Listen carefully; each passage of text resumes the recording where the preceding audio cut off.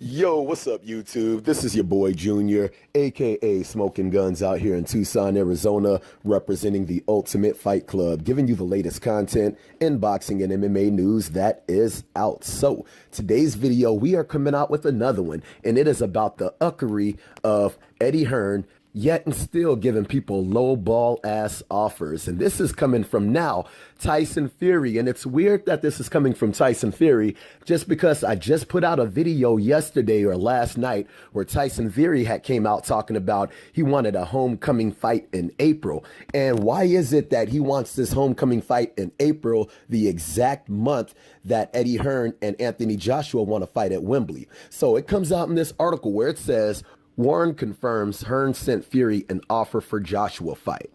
So this is a long article, but at the same time, I'm pretty good at breaking down the articles to give you guys the gist of the articles. But when I read this article, dude, there was nothing in this article I did not disagree with. All right, so I'm actually going to read you guys the whole article. So if you guys are sitting back at the crib or you're driving in your car, just sit back, lay back, and listen to the smooth sounds of this ass chewing that I'm about to give you from this publication. Pause. So in this article, it states, promoter Frank Warren has confirmed with Gareth A. Davies that Matchroom Boxing promoter EDDIE HEARN did in fact send an offer last weekend directly to TYSON FURY for a fight against Anthony Joshua. But the offer was what he calls a derisory offer, and it wasn't the 50-50 split that they want. Warren didn't say what percentage split was offered to Fury by Hearn. It's unclear why Hearn didn't send the offer directly to Warren rather than Fury. That's a bad look. It also goes on to say, while some boxing fans might think that Fury asking for 50% of the revenue for a fight against Joshua is an overreach on his part, you have to realize that he brings a lot to the table in this fight. If Joshua were to fight Fury, there would be a massive amount of pay-per-view buys and ticket sales generated for that fight. Fury asking for a 50-50 deal is just him wanting to share in the money that he brings in. We've never had this offer, TYSON FURY's promoter Frank Warren said to Gareth A. Davies when asked if the rumor that Fury had been given a 60-40 offer from Joshua's promoter was true. Nothing has been sent to me. EDDIE HEARN sent an offer to TYSON over the weekend, but it certainly was not 60-40.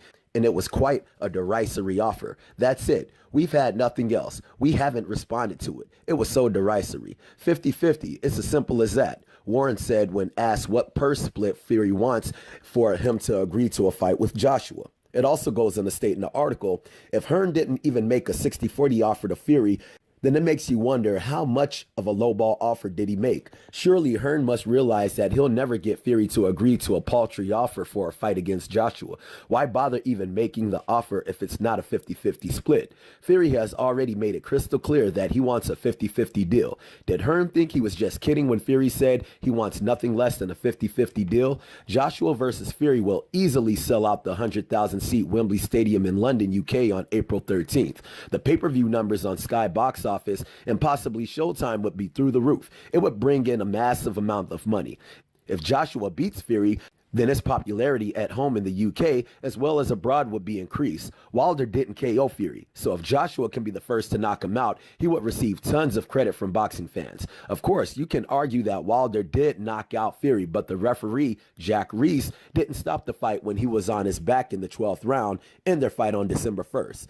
It also goes on to state in the article, Hearn obviously feels that Joshua deserves most of the loot in a fight against Wilder or Fury because he holds 3 world titles at heavyweight. That doesn't matter though to the casual boxing fans. They care if Joshua holds any belts. They see Fury as an uncrowned champion since he never lost his titles inside the ring from the belts he won back in 2015. It doesn't matter that Fury doesn't have as many world titles as Joshua.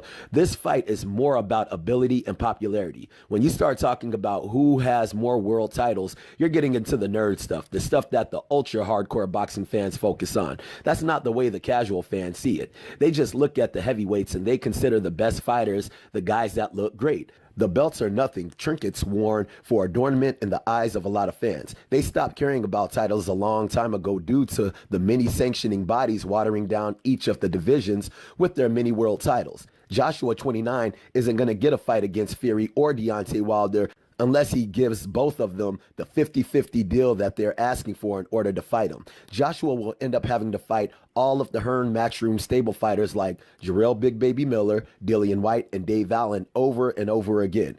You can argue that Joshua would be far better off giving Wilder and Fury the 50-50 deal they're asking for rather than getting stuck fighting Hearn's Matchroom fighters repeatedly in front of the increasingly smaller crowds. The boxing public isn't going to want to continue to see Joshua fight lesser guys, as they're going to see it as a case of Hearn guarding his golden goose to keep him from getting beaten by the better heavyweights in the division. Quote. Now, this article right here literally tells it exactly like it is. Just for the simple fact is, there is no way that Tyson Fury or Deontay Wilder is going to take less than 50-50 from Eddie Hearn. Just for the simple fact is, they know what they are worth right now. If Tyson Fury was to fight Anthony Joshua over there in the UK, you know damn well it would sell out that friggin' stadium, dude. 100,000 seats, you know it would sell 100,000 seats.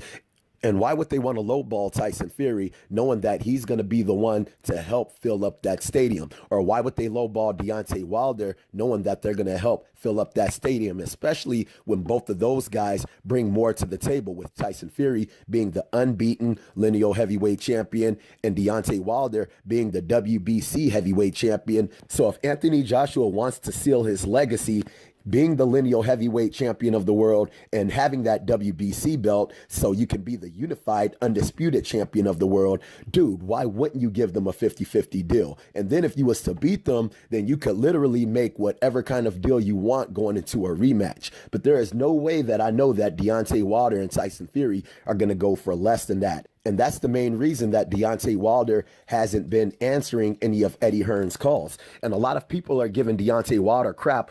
Oh, Deontay Wilder, why isn't he answering their emails? Why isn't he answering their calls? Why is he ignoring them? The reason why he's ignoring them and not answering their calls is because he's been through a full year of this BS with Eddie Hearn and Matchroom Boxing, where through all out of 2018, he was getting lowball offers. He was getting dicked around, especially the one offer when I knew that they were dicking him around is when Deontay Wilder said, I'll take a 90%, 10% split if you guys take the same thing in the rematch. If you guys give me 10%, I'll take it. But when I beat you, you got to take that in the rematch. And what did they say? No, that's how you know these fools is BSing. If I'm willing to take 10%, and if I beat you, you got to take that in the rematch. That's how you know that there is some fear over there in Matchroom Boxing, that they think that Anthony Joshua is going to lose and they're trying to cash him out. And it friggin' sucks because I actually like Anthony Joshua. He's a very technically skilled boxer.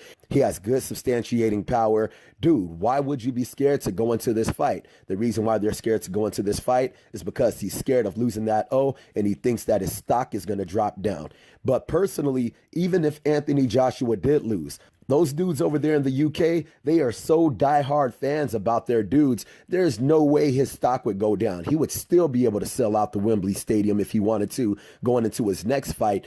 And you got those fans over there that'll literally ride or die with you, Anthony Joshua. So, dude, if you really want to sell out Wembley Stadium, you need to give Tyson Fury and Deontay Wilder what they are asking for. Because if you don't, then you are not going to get those fights. You are literally going to have to wait it out. And that's just going to look bad on your behalf, man. Even if it was a 60-40 split, it would still be way better. Just for the simple fact is, Frank Warren said that the split wasn't even 60-40. He said it was quite derisory. And if you guys do not know what that word means, it means very small. That means they didn't even give him a 60-40 split. It was smaller than that. And that's just friggin' ridiculous when you got guys like Deontay Wilder and Tyson Fury who are willing to go over there to the UK to fight you. Well, Tyson Fury, of course, because he's from the UK. But you even have Deontay Wilder who will go over to the UK to fight you as long as you give him a fair split. But they're not trying to give him a fair split. So I guess all we can do is say, why don't you just fight Dillian Whyte or Big Baby Miller and see if you sell out that 100,000 seat stadium and see how fair that plays out for you. Because personally, you take Jarrell Big Baby Miller's ass over there, you definitely ain't filling up that damn stadium because everybody knows what the damn business is. Dillian Whyte, you'll still get a very good amount of people in there just for the simple fact is you have a lot of the UK fans, they ride or die with Dillian Whyte. And he is improved. We don't really know how much improved he is though, just because of the competition that he's been facing. So we don't really know how much he has improved from that last fight with Anthony Joshua. The only thing that I can say is he does seem a lot more composed in the ring. He doesn't seem as wild and crazy. So I would like to see a step up in competition with him. But if he ends up getting that fight with Anthony Joshua, then that's good, because he doesn't even deserve to get a lowball ass offer, especially if you guys are trying to give him less money than he did fighting friggin' Derek Chisora, man. That's friggin' ridiculous right there. But I guess only time is going to be able to tell what happens with Matchroom Boxing.